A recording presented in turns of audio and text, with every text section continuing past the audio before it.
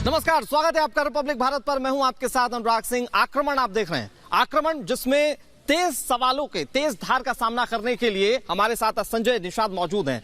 संजय निषाद दरअसल निषाद पार्टी के अध्यक्ष हैं और मौजूदा समय में एनडीए गठबंधन के सहयोगी हैं।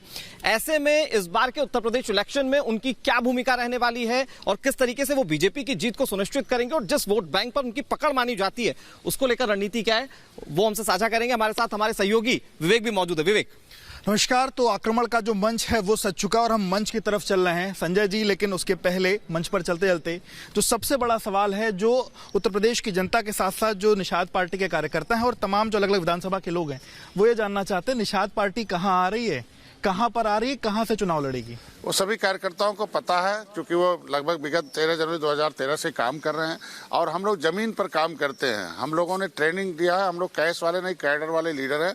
हमारे शिक्षित प्रशिक्षित दक्ष कार्यकर्ता हैं, वो तैयारी कर रखे हैं और जिन जिन सीटों पर लगभग वो तैयारी कर चुके हैं वो भारतीय जनता पार्टी उन्हें हरी। आपने एक बहुत दिलचस्प बात कही, आप कैश नहीं कैडर वाले लीडर हैं। तो मंच आ चुका है विवेक, मुझे लगता है पहले हम मंच पर विराजमान कर देते हैं सर को। प्लीज सर मंच की तरफ आगे बढ़िए और उसके बाद यहीं से बात को आगे बढ़ाएंगे। तो मंच पर ठीक विराजमान होने से पहले संजय निषाद जी, आपने एक बड़ी बात कह दिया कि कैश नहीं कैडर वाले लीडर। इसका मतलब समझाइए, कौन है कैश वाले लीडर? बहुत लोग इलेक्शन के समय आ जाते हैं, छोट भाई ये तमाम रजिस्टर्ड पार्टियां करा के वो खाली बार्गेनिंग करती हैं। वो कहीं से आती हैं, कहीं किसी को आती हैं किसी जाति के नाम पर, कोई और नाम पर कि हम भी हैं। लेकिन जिनके पास कार्यकर्ता होते हैं, जैसे भारतीय जनता पार्टी के पास कार्यकर्ता हर गांव में हर जाति के लोग, हर लोग उनसे जुड़े हुए हैं उनकी समस्याओं के समाधान के लिए और भारतीय जनता पार्टी की नीतियों के लिए। उसी तरीके से निषाद पार्टी के भी कार्यकर्ता आज लगातार 7 सालों से जहाँ तक हो सकता हम लोग गाँव के स्तर पर जाते हैं और उनसे बताते हैं भी सत्ता के जो शिकार हैं वो सबल हैं, जो सत्ता के शिकार है वो निर्बल है, जो सत्ता के हिस्सेदार है वो सबल हैं। और आज के दिन में अगर आपको सत्ता का हिस्सेदार बनना है तो आपको शिक्षित प्रशिक्षित दक्ष होना पड़ेगा। उनके अंदर एक प्रोग्राम बनाया मैंने, educate the educated person about the politics, reach the voter and treat the voter and teach the voter and the caste the voter. उनके अंदर जाके पढ़ाना, उन्हें जोश में लाना, होश में लाना और सही जगह बटन दबाना, ये हमारे प्रोग्राम का हिस्सा है। लेकिन आपने जो कहा, मैं बीच में इसलिए रोकना चाह रहा था आपसे, ये आपने जो कहा कि कुछ पार्टियां, छुटभैया पार्टियां ऐसी हैं जो इस तरह से करती है, कैश को लेकर टिकट बांट देती हैं। आप ही की तरह एक पार्टी है जो एक पर्टिकुलर वोट बैंक की राजनीति करती है, नाम है सुहेलदेव भारतीय समाज पार्टी, राजभर समाज पार्टी। निशाना उस तरफ तो नहीं है? नहीं, उसके अलावा और भी तमाम पार्टियां हैं जो आते हैं, पैसा खर्च करते हैं, 2-3 महीना 4 महीना रह जाता जब इलेक्शन से पहले, तो जनता को गुमराह करते दिखाते हैं कि हम सजनी राजकुमार हैं, फिर हमारी तरफ आकर्षित हो जाओ, हम ये करेंगे वो करेंगे, उसके बाद गायब हो जाते हैं। जिस तरीके से 2022 में 2017 में यहाँ 333 पार्टियां चुनाव मैदान में आई थी, लेकिन उसके बाद गायब हो गई। केवल 5वें नंबर की पार्टी निषाद पार्टी आई। आज देखिए, आज के दिन में केवल भारतीय जनता पार्टी, निषाद पार्टी और 1-2 जो है विरोधी दल हैं जो नजर आते हैं। सवाल आपके ऊपर भी बहुत उठ रहे हैं, लोग तमाम ये बातें कह रहे हैं कि आपने भी टिकट जो है लोगों को पैसों के नाम पर दिए हैं, पैसे लेकर दिए, इस तरीके के आरोप कार्यकर्ताओं की तरफ से लगाए गए। इस तरीके की कुछ चीजें हैं क्या? जो भी कोई बढ़ता है उसके ऊपर बहुत आरोप लगाए जाते हैं, जिसका विरोध होता है ईमानों की सफल होता है। तो इस तरीके का कोई प्रमाणिक दस्तावेज दे कि कोई हमसे इस तरीके का लेन देन किया हो, कहीं हमने कोई वाइस किया हो, कहीं कोई हमने किसी के साथ इस तरीके का किया। जो चर्चा है सर 15 सीटों की है और 11-4 के फॉर्मूले की बात कही जा रही, क्या ये चर्चा है? क्या इसमें कितनी सच्चाई? लगभग उसी के इर्द गिर्द है और ज्यादातर सीटें 80% के आसपास निषाद पार्टी अपने सिंबल भोजन भरी थाली पर चुनाव लड़ेगी।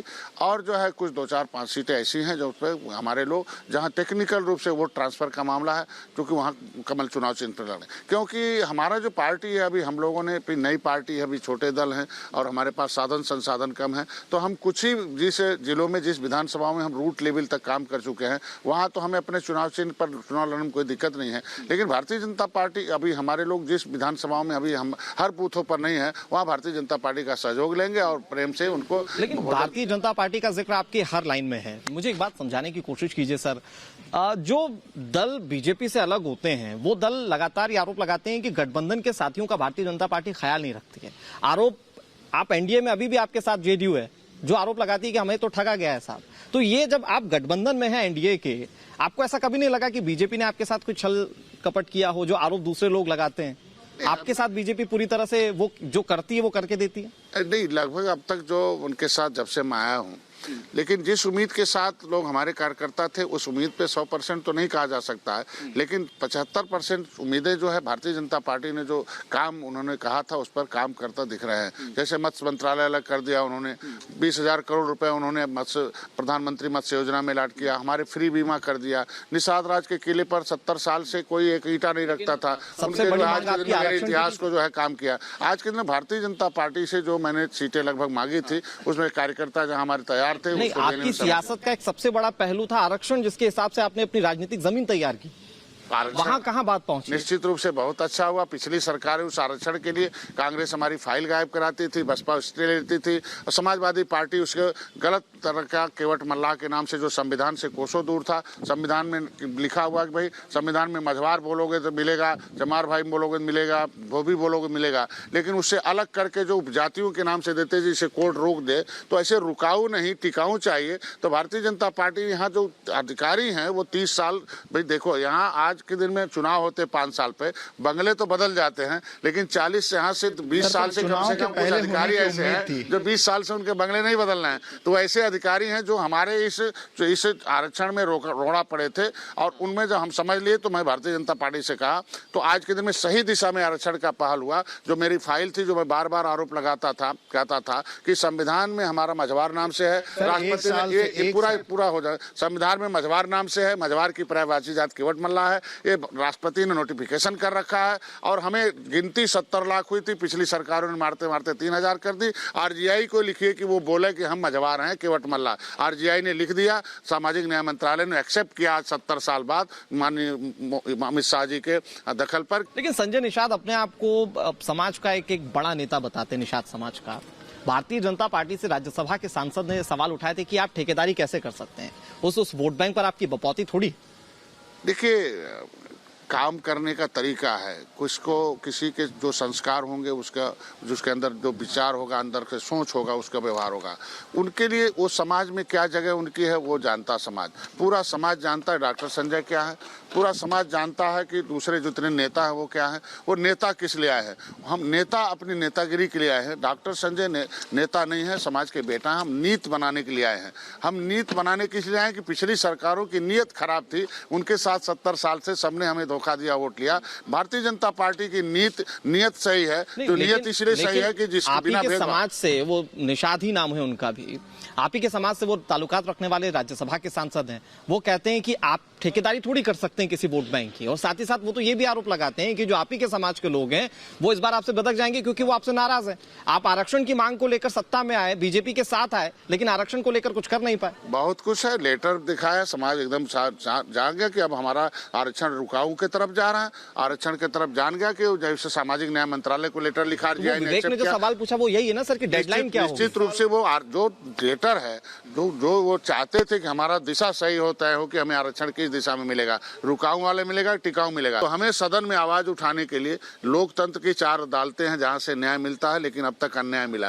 राज्यसभा, लोकसभा, विधान परिषद, विधानसभा, हमारे एक विधायक भी थे, हमारा लोकसभा में हमारे इंजीनियर प्रवीण आवाज उठाते। तो अब अगर हम विधानसभा में दर्जनों लोगों को लेके जा रहे हैं, अपने विधायक, तो वो इसीलिए वकील लेके जा रहे हैं। जब वकील मेरा रहेगा तो जजमेंट निश्चित रूप से हो जाएगा। अखाड़े के वकील तो आपके साथ जा रहे हैं, आपने एक विधायक का जिक्र किया, मेरा सवाल उसी विधायक को लेकर के है, क्या इस बार 2022 में आप लोग उनको वापस से टिकट दे रहे हैं? देखिए, हमारे पास एक एग्जीक्यूटिव कमेटी, एक चुनाव संचालन समिति है, और चुनाव संचालन समिति ने तय किया है कि अच्छी छवि के लोग, जो कार्यकर्ताओं के उनके ऊपर तो आरोप, कार्यकर्ताओं के पसंद हो, आज के दिन में जनता के पसंद हो, पार्टी के पसंद हो, भारतीय जनता पार्टी के भी पैनल को पसंद हो, ये सारा इसीलिए बार बार मीटिंग हो रही है कि वो कौन सा ऐसा प्रत्याशी है कि जिसे अच्छी छवि का हो, जिसे उतारा जाए और जीत सुनिश्चित हो जाए। विजय मिश्रा जी का मैं जिक्र करना चाह रहा था, उनकी पत्नी भी ये सुनने में आया कि समाजवादी पार्टी के एमएलसी वहां छोड़ करके आने को तैयार हैं। क्या कयास लगाए जा रहे हैं, क्योंकि आप लोग की कई दौर की मीटिंग भी हुई, ऐसा सुनने में आया है,